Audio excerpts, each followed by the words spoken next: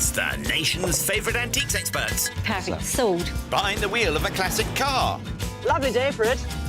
And a goal to scar Britain for antiques. Every home should have one of these. The aim to make the biggest profit at auction. But it's no mean feat. Yes. There'll be worthy winners. £9.50. You're going to make £1,000. And valiant losers. No! Will it be the high road to glory? Make me a big profit. Or the slow road to disaster? Are we stuck? This is the Antiques Road Trip. Oh, yes. That's right. We're in Bonnie, Scotland today, with not one but two antiques dealers. Mr. Mark Hill, welcome to the road trip. Ms. Rue Irvin, thank you so very much. I'm excited to be here. Me too. How are you feeling? This is completely new territory for you. Well, it is completely new territory, and I'm also, well, I've been to Scotland a few times, but wow, where we are. What a view. And we're excited to have you, Marky boy. Oh, wow. That was decisive. Off you go. Road trip begins. This peerless pair are cruising through the Scottish countryside in a vintage 1974 Triumph Stag. Very nice. Well, I have to say you're doing extremely well. Or you were doing extremely well until I distracted you. Hold her steady, Rue. Now, I must say, this is one debonair duo we have here. You are very stylish. I'm almost not even looking at the road because you look so dapper. These two are match made in fashionista heaven. Mr. Mark Hill is embarking on his maiden voyage on the good ship road trip. What will I find? A man of many hats, literally and figuratively. Mark is a dealer, auctioneer, author and lecturer with a passion for 20th century design. Ooh, hello. Hello. On the other hand, local lass Rue has been a road trip regular for donkeys. Do you know, I actually feel quite scholarly. A dealer from Argyll and Bute, our Rue appreciates the finer things of life. Look at that. It is beautiful. You're in Bonnie, Scotland. You're on my turf. Yes, I know. Do I need to worry about that, by the way? Ooh, I've got all the Scots lined up to support me. Yes, Rue does have the home advantage. Our adventurous antiquarians will be taking the high and low roads of Scotland for the trip. Are you a big spender? Because we have £200 to spend. Are you planning to just blow all your cash every time, or are you more cautious? I'm normally a more cautious person, but, you know, things speak to your heart sometimes. So if I saw something for £199.99 and I fell in love with it, I would buy it. I mean, I would blow it all in one go. I am sure it will be a trip to remember. On this leg, the pair's purchases will be under the hammer in Glasgow, but we kick off in the historic town of Inverkeithing. Lying on the northern banks of the Firth of Forth, near that wonder of Victorian engineering, the Forth Road Bridge, Inverkeithing is home to our first retail opportunity, Fleming's Furniture and Antique Centre. Get in a bay, that's a skill. Acres of space. Oh, kind of. Now this is it. Your road trip adventure starts here. Fantastic. Let's Now, get to it. There's only one thing though. It's very important who gets there first. Now, don't you, mind you, you'll I get put it. it fast in here. No need for the argy-bargy. There's a surfeit of antique goodies in here. Established for 40 years, over 20 traders display their wares inside, and there's plenty for everyone. Each expert has £200 that they're itching to spend, but each expert will have to look in the right places for the best stuff. Magpie. Lots of gorgeous, shiny stuff. There are some nice pieces, but I think I need to keep looking. No need to rush, Rue, but how's our new boy getting on? Oh, yay. So what we're looking at is something called a safety pen. And the reason why it was called a safety pen was because the nib lived inside here, and you could twist the bottom up and down to get the nib out.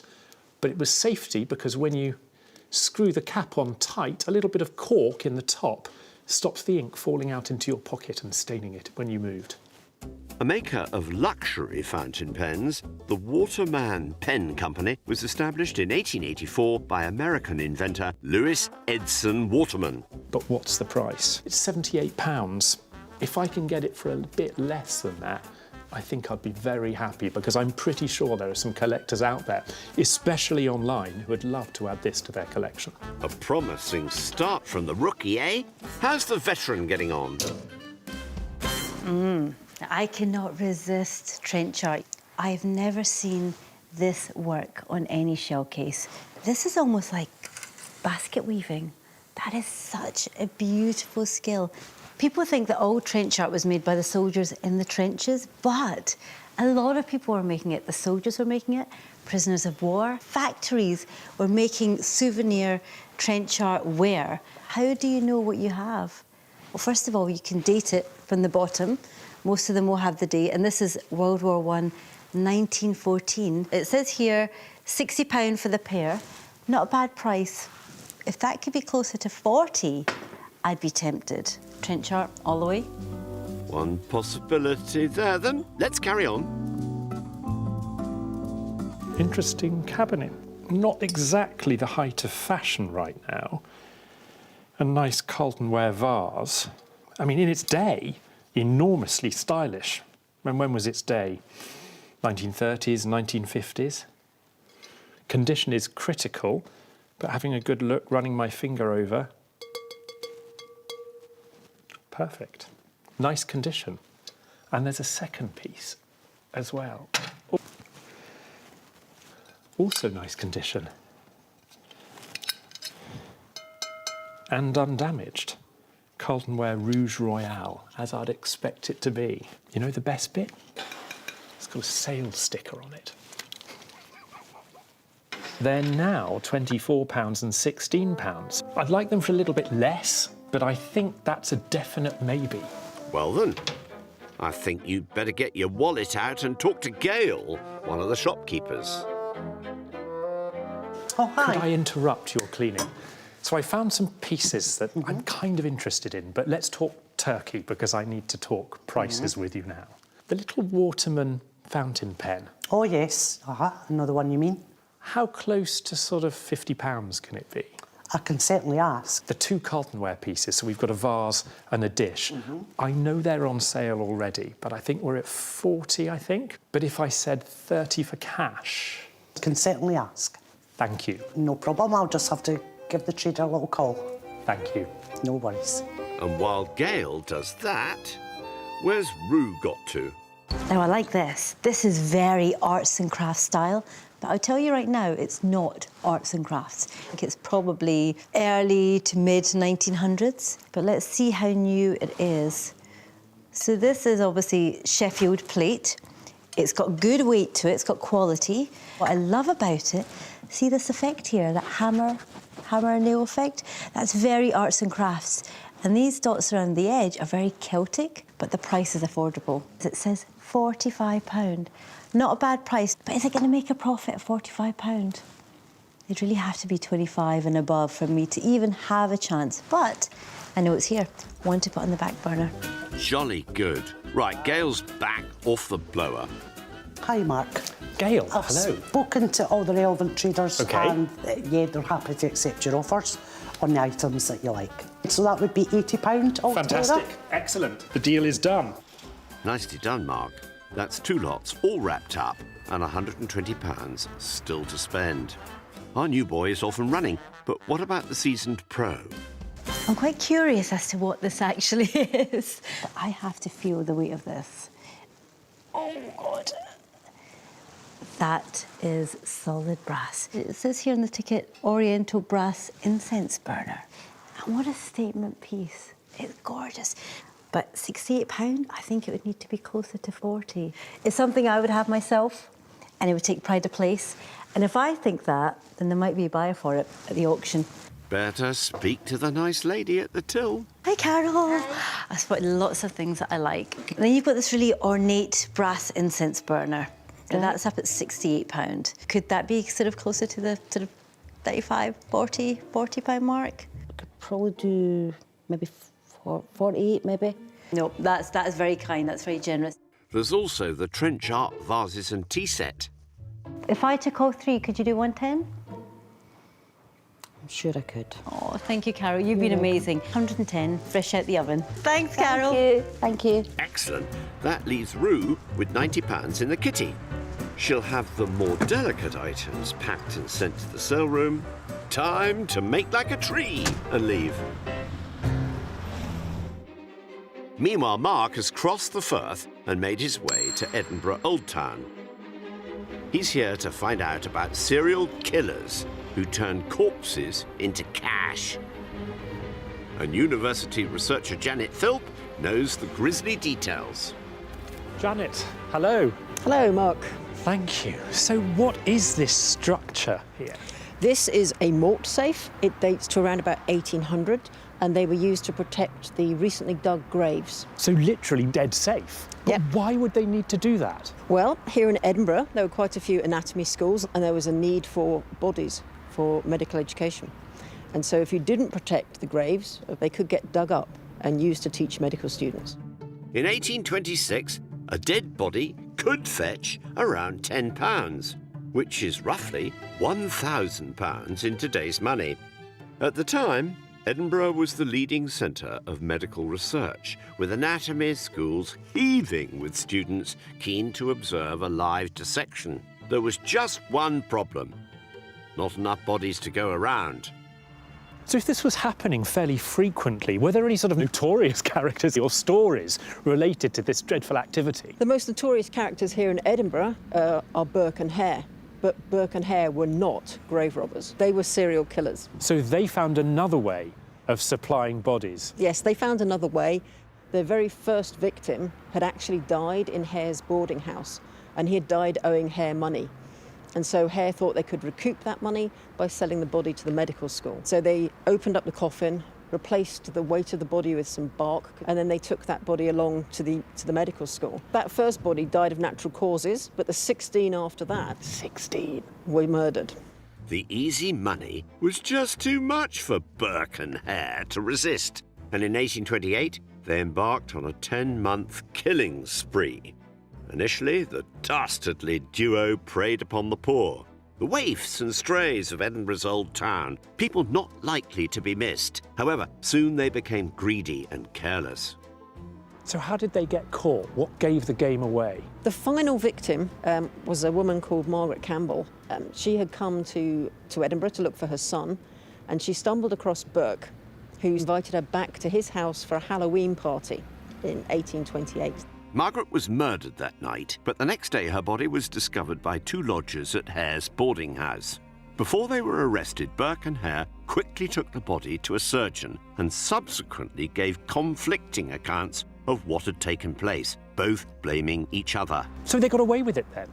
Well, no, they didn't. They eventually got caught, and it ended up with Burke being executed on January the 28th, 1829.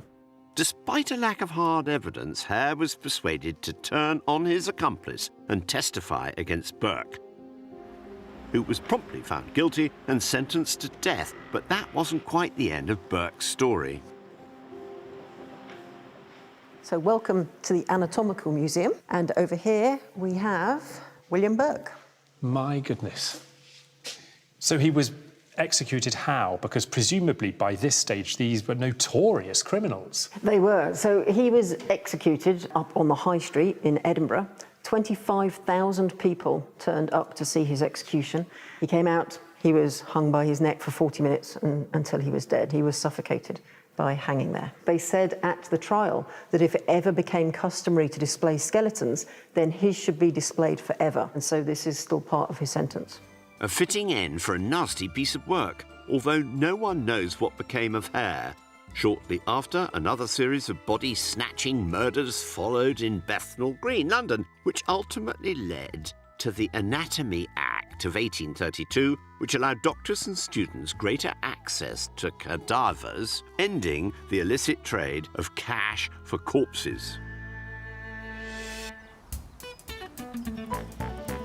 Back on the road, Rue is in the Triumph and making her way to shop number 2. I've bought 3 items and I love them all, but they're not my usual style. So I think the next shop I'm going to bring out the Rue. add a bit of sparkle. Yes, it's time to glitz it up in the big city, where our senior tripper will find cabaret antiques, curios and books.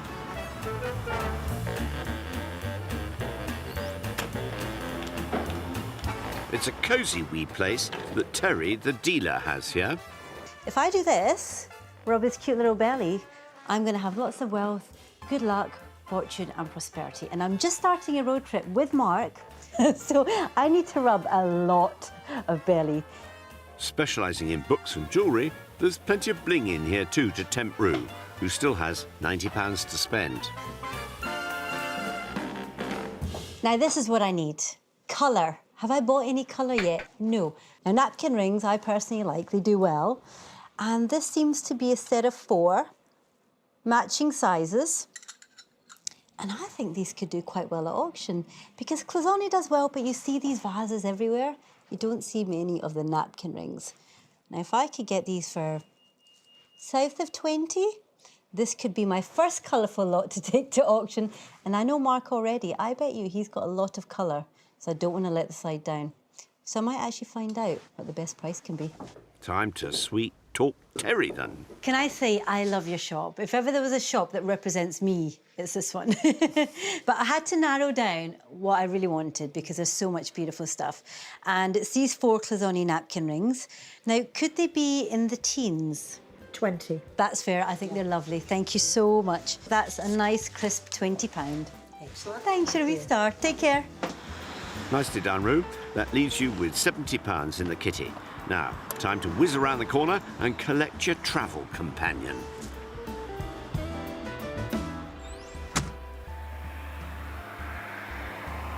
My usual role in a car is the in-car DJ. Oh, wow. Well, we've got this fabulous tape deck here. Did you bring your tapes? Why when I have my singing voice? A DJ with no tapes? I won't book you for my party. Nighty-night.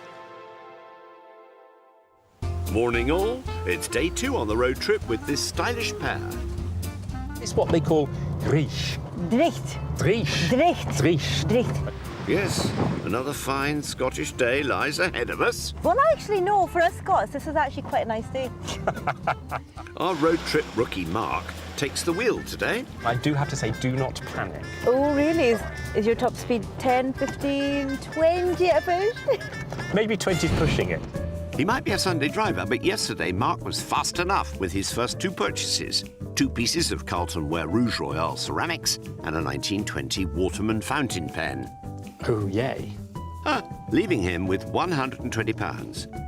Meanwhile, Rue splashed the cash on 4 purchases: a Tibetan incense burner, a pair of trench art shell cases, a set of Cloisonne napkin rings, and a 3-piece tea service, leaving her with just £70 in her kitty. Day 2. Hurrah. I want to know I what love that, tips. hurrah. Well, the fact that I gave you tips yesterday and you're thriving, no, I don't. Nasty, nasty. Mind you, having said that, exactly how many road trips have you won? I wonder. God, you know, it's such a... Look at the sheep. They're beautiful. I love sheep. Oops, change the subject. It's the talking part that counts, right, Rue? Mark's dropping Rue off in West Linton, where she'll find junk shop antiques. Nestled in the Scottish borders, it's an Aladdin's cave of vintage and antique goods run by Vicky and her pooch, Blackie. Hello, you. What's your name? Hello? I just said it's Blackie. No one listens to me, really. I tell you what, come with me. Come. You've got a pal now. Rue has £70 left, but will she spend the lot in here? What do you say? What do you say? Give me a paw. I'm off. I'll go do the hard work. You know, sometimes I surprise myself. I never buy pottery. I never buy ceramics. I don't even look at it. You know what? See the shape of those goblets? That's beautiful. And it's Woburn pottery, which is an English studio pottery. Meaning it's handmade and especially crafted, usually using traditional methods. And actually, what's appealing is it's £29 for the set. Could I break the habit of a lifetime and buy pottery? I think if that was close to 20, I might be tempted. I think I'm going to have a think. See what's going to win, this or this. Usually neither. Never the purse. One for the maybe pile, and elsewhere, Mark and the Triumph have made their steady way to Leith and his next shop, the Edinburgh Antique Centre.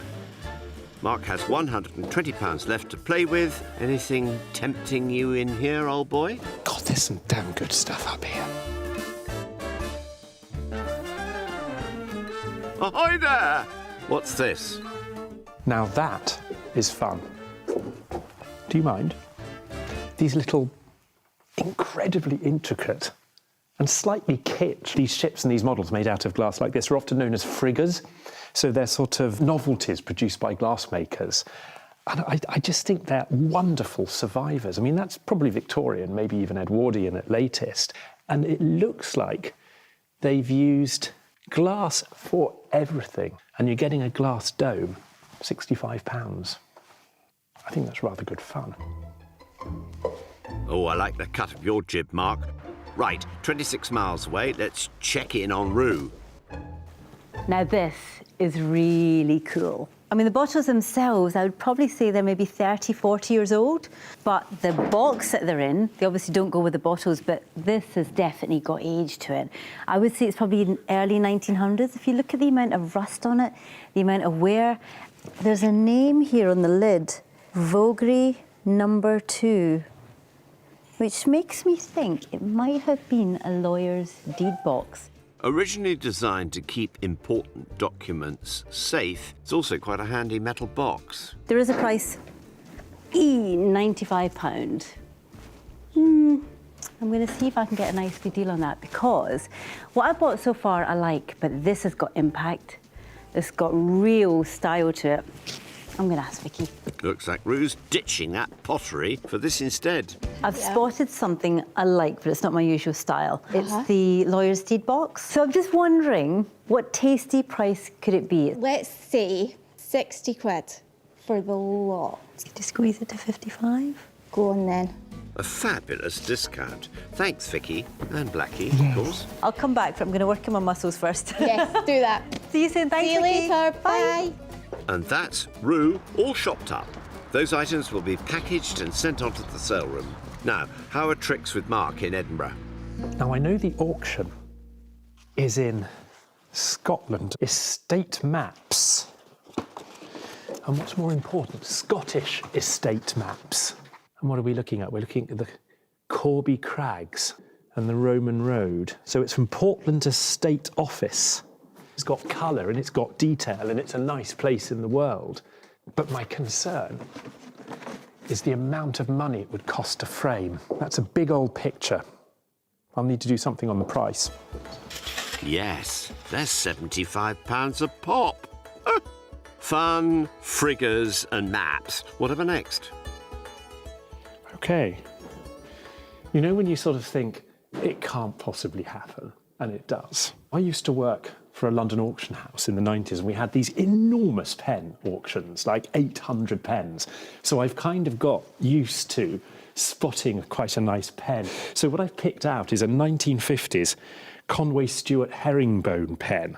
So this was exactly the sort of pen that if you were, I don't know, given a 18th birthday present or a 16th birthday present in the 60s and then the 50s, this is the sort of thing that you'd have thought, oh, wow, that's a good one. Conway Stewart, great historic name in British pen making. And these blue herringbone plastic pens are just beautiful. So I open it up, it has its original Conway Stewart nib, and then you take your finger and you run it on the inside of the cap. And if your finger catches, the cap's cracked. But as you can see, my finger's moving. £5, bargain. So that's the ship, fountain pen and the map. Better talk to Duncan, the dealer. Duncan. Hello, hi. Amazing centre, full of stuff.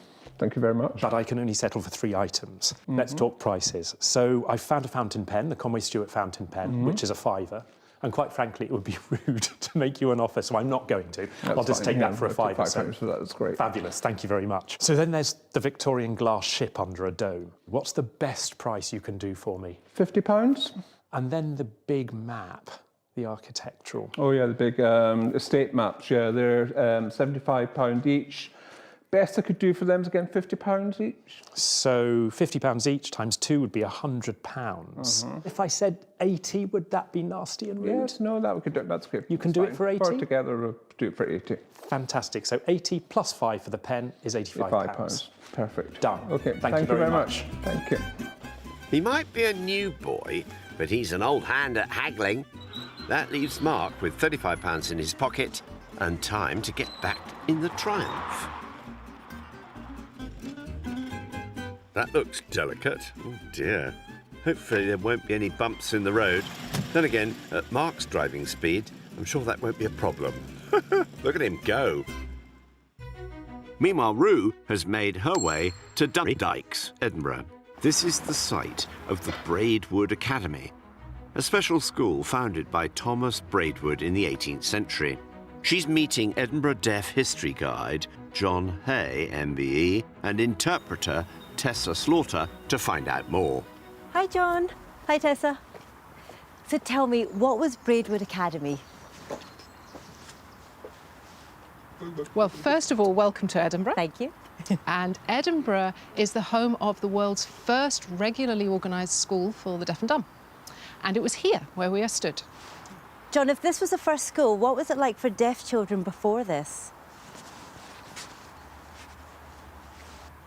It is true, yes. Before the 1760s, when Braidwood's education was set up, there was really nothing for deaf people, no education for deaf children.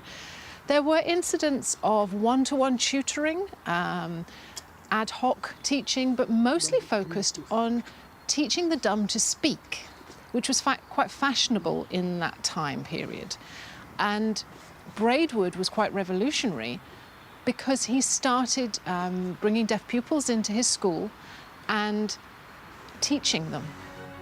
Braidwood took on his first deaf pupil in 1760. And in order to educate him, Braidwood decided to try something new. Well, Braidwood was successful as a teacher because he found the best way of teaching a deaf child was through visual means, pictures, fingerspelling, but also over time, over the years, when more and more deaf children came to the academy, they were signing with each other. And Braidwood was teaching them not only the oral method, but also visual methods of education. And he was adamant that the intention was to teach. It wasn't about learning to speak. It was about actually giving an education to deaf children and to empower them with learning. The Braidwood method, as it became known, ultimately paved the way for British Sign Language. Rue has come to Moray House, University of Edinburgh, to learn what happened next.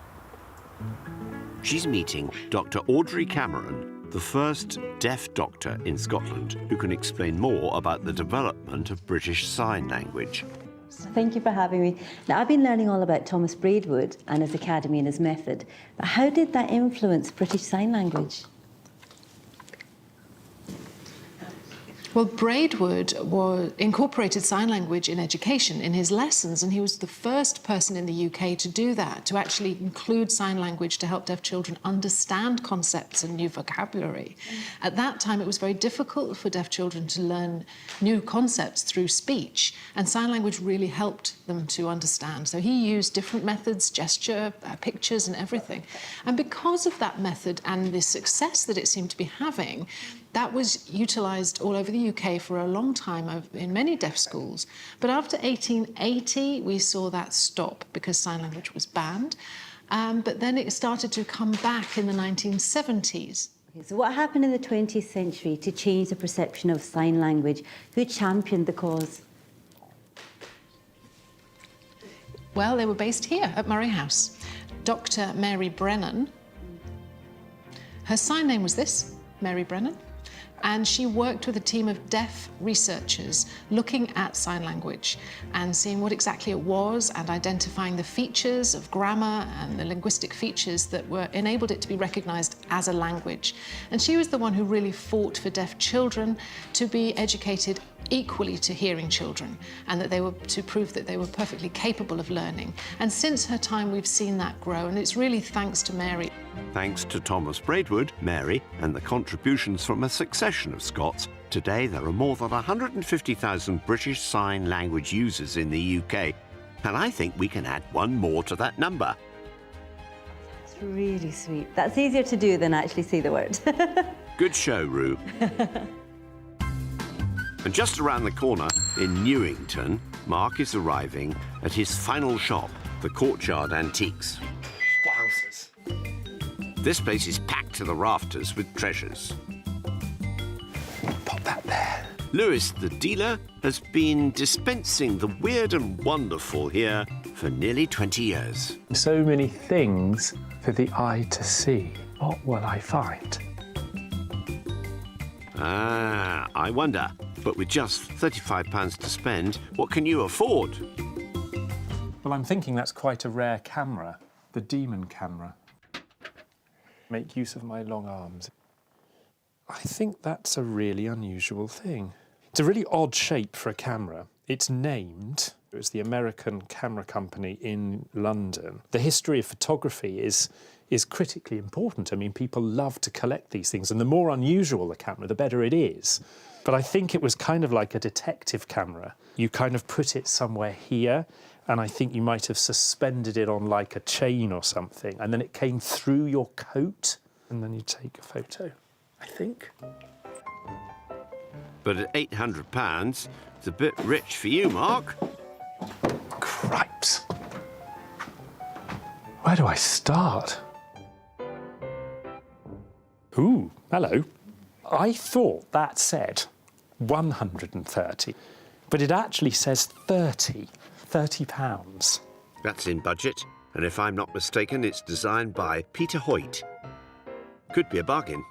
I mean, it really is sort of the 1960s, that the science fiction, the world of tomorrow, today, the future, outer space. This is a captain's chair. OK, admittedly, it needs a bit of reupholstery. But I like the shape, I like the lines. I'm tempted to go for that, but it is damaged. I wonder whether I can get a discount. Brace yourself, Lewis. Lewis, Mark, I found a piece upstairs. It's quite large, it's quite damaged, and it's got a £30 price tag on it. It's You know what it is? Straight off. The damaged 60s chair. Could you do a bit less for me? 20. 20 quid for a chair. I'm not going to argue with that. I love it. Thank you so much. No, thank you. Very generous, Lewis.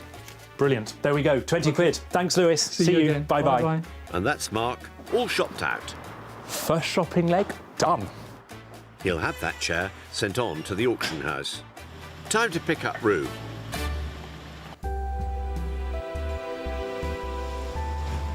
How are we going to unwind now? Oh, wait! Let's do some Scottish dancing. Rather you than me. Right, I'll have you in a kilt before you know it. Gusty.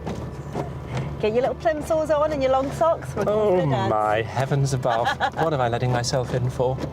See you on the dance floor, Mark. Time for shut-eye. Now, after all that hard shopping, it's auction day. Check that out, right in the bay. And where better to watch the action unfold than aboard the 197-year-old HMS Unicorn, the oldest ship in Scotland and one of the last floating warships from the Age of Sail. Rue and Mark have arrived in Dundee, whilst their goods have been dispatched south to Glasgow and McTeer's auction house, where they'll go under the hammer to bidders on the phone, online and in the room, under the watchful eye of gavel basher James Bruce. Number one, that's 80. Mark has grouped his pens into one lot, meaning he spent £185 on 5 lots. What does auctioneer James think will do well? I love the Peter Hoyt swivel chair. Bearing that label is an important piece, and with mid-century furniture doing so very well at the moment, I think this will be a star lot today. One to watch then. Rue also spent £185 on this leg. Anything stand out, James? The Victorian deed box is a nice enough piece. The bottle's unfortunately empty, but very decorative. I'd love to have these in my kitchen. Excellent. Now, time to batten down the hatches and get underway. Rue and Mark will be viewing the auction via the wonders of modern technology. I can't decide whether I'm sort of, I don't know, quietly confident or whether I'm actually dead nervous. And I think it's a little bit of both. First lot of the trip. Rue's tea set will kick things off. OK, it's got style. Like you. Opening at £15, we are bid. Who's in at 20? 20 now bid. Oh, that's good. 35 is bid. 45. £50 is bid. Wow. You're in. Beautiful hammered finish. £50. Maybe he's going to be our good luck charm. All online. Anyone in the room. And if you are all done, I'm obliged to say, fair warning, at £50. I'll take that at £50. Absolutely. That's a fine start for Rue. Profit's a profit. Profit's a profit, absolutely. Mark's up next with his mid-century Peter Hoyt swivel chair. For me, this is, you know, Captain Kirk, it's Star Trek, it's a proper commander's chair, and of the mid-century modern period. It looks so comfy. I could just crash into that right now. With mid-century doing so well, we can open at, between bids, £80. Wow. I feel There we it's go. worth Well more. done. £80 here. That's a profit. What 80 a and spot. 5, 90 here. It's moving. 5, I've got 100. 110, I've got 20. This is good 120 news. with me. Any advance at 120? Oh, come on, it can do a little bit more than 130 this. if you wish. Takes it online at £130. Fair warning at £130 to you online. Happy with that? Well done. Well, that certainly rocked the boat. A hefty profit for Mark. First one out of the way makes me feel an awful lot better. And hey, you know, we're both in profit at the moment. I know. Can Rue's trench art vases make a bang at auction? 20 and 5, 30 bid now. You've got at online £30. interest. That's good. That is good. For any more, £30. We Oh, are no, online at 35. £40 if you want, you do. £40. Hey. If you're hovering, I'll give you one last shot online. Come on, £5 online, wake warning. up. And I am selling. Oh, no, that's I will break even. say, fair warning. Come on, All someone. done for the trench art here at £40. You always want someone to come in at the last second. Absolutely. Steady as she goes. All square with that one. Break even. I mean, it's better than a loss. Mark again now with his Carlton Ware Rouge Royale ceramics. I think £30 for the pair, that's good. I think it's okay. Lovely decoration to it. Already opening at £25. Fabulous. We're nearly there. Online at 25. Any interest in the room, perhaps, for the two pieces? Come on of in the Carlton room. Ware Come on. Rouge at £25 we are. It's Oh, theirs. £5 more and it's a break at even. £25. Oh. I think someone got a real deal there. Well, you can't win them all. It's only a small loss. Think of the work that went into that, the hand painting work that went into that. Now, Rouge cloisonné napkin rings are next. £20, surely they shouldn't lose money. £5 each, I mean. I know. Opening at £20, we have commission bid. £20 for the set, 25. I have got 30 now. £30, 35 just in time online. Oh, just in time. Fair warning at £35. Well done. The hammer will come down if we are all done here. Yes, that's a nudge in the right direction. I'm happy with that. Absolutely. It's a profit. That's good news. Now, sail ahoy. Mark's glass ship is coming abeam. It's not just the ship. You've also got a really good Victorian glass dome Yes. there. £40. £20 if you're coming in, perhaps. Come on. £10 online. Someone will be Seems testing the cheap to room. me. 15 now. At 15 and 20. It's And 5 it will make and money. 30. Getting somewhere now and 5. 35. We are bid at 35. Any advance? 40. You're back in. You thought about it Break even. online. There. I'm in the Happy clear. 50 is bid online. And 5. Come on, 60 One now. more bid online. That's a 60 sleeper. there. 60. At £60, fair warning. Hey, that's all right. 60 quid. Our debutant road tripper is doing pretty well so far. £20 profit. Yay. Yay for that. Can Rue's incense burner close the gap? This is £45 and it could be a risk. Who is interested at £50? £30. Come on. We've got a bid of 10 online, but I think it will do more. Painful. 10, 15 we are bid. And 20 is bid in the room now. This is 5, painful. sir. Come on, please. 30? 30 euro. Thank you anyway. We're at £30. Oh. On the front. 5 we are bid here. 40 is bid now. 5 here. Fair warning at £45. It's not a loss. We're thinking positive. Exactly. No need to be in the doldrums. Could be worse.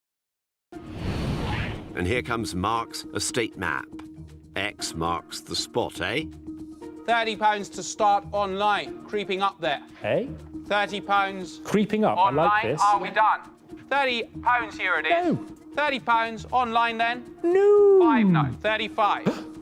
40 it is online. Hey, come If on. not, we are Come, all Mr. done Room. At £40. Oh. Fair warning. I think someone got a good deal. Yeah. Well, at least you've not lost money. Moving on. Didn't win anything. I didn't lose anything. Kind of, break even. Rue's final lot now. Her wine bottles and solicitor's deed box.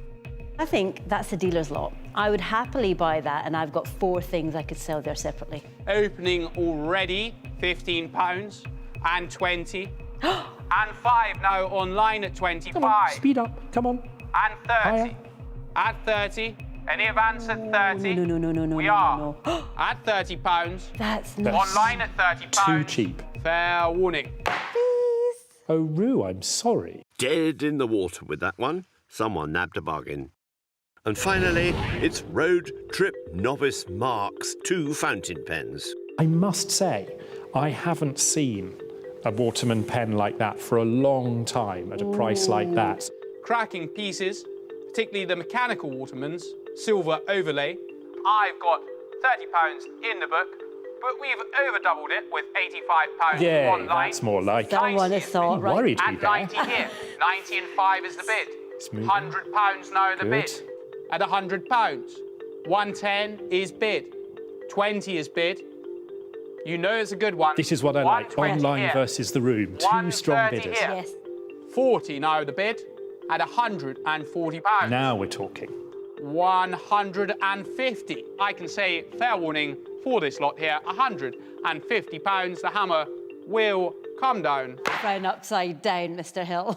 Hey, there we go. Last lot, and it was a great one. But do you know what? I would have bought those myself. The silly thing is, I'd have kept them. Yes. Because when am I going to see I another know. one? Yeah. Rue began with £200 and despite some good lots, has finished a little down. She goes forward with £179. But Mark has swollen his £200 pot to a healthy £347 10 pence. He takes the win and a decent wodge of money into the next leg. Well done. You're a shining star in my eyes. Bless you. But don't keep it up.